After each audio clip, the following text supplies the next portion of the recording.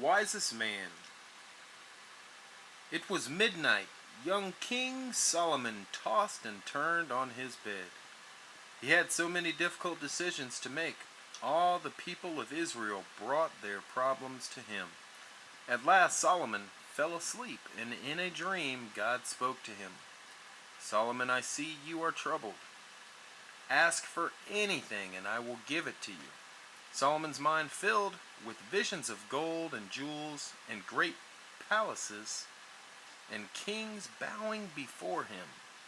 Should he ask for wealth or power or long life? Then the young king remembered the problems of his people. O Lord, you have placed me on the throne of Israel, but I am like a little child. I am not wise enough to rule your people. I ask, Lord, for wisdom so that I might rule justly.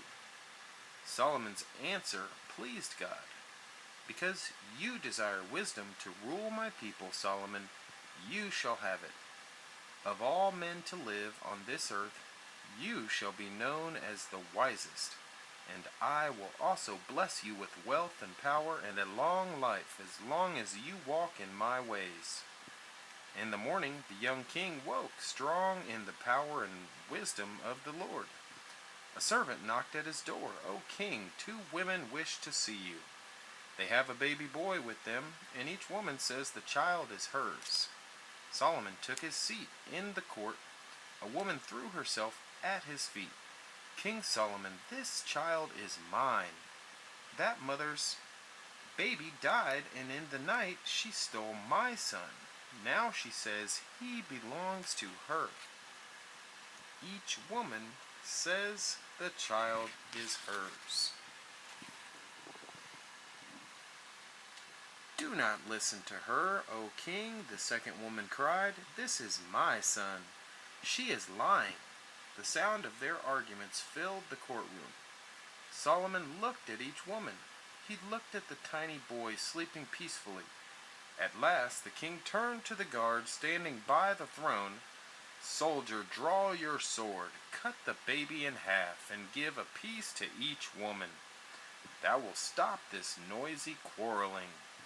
The first woman just stared at the king, but the second woman screamed, No, no. I beg you, King Solomon, do not hurt the child. I will give him to her if you will only let him live. Then King Solomon said to his guard, Give the baby to the second woman. A true mother will suffer first before she lets her child suffer. Word of Solomon's wisdom spread far and wide. People came to ask his advice, and scribes wrote down his wise teachings. Cut the baby in half. Cut the baby in half.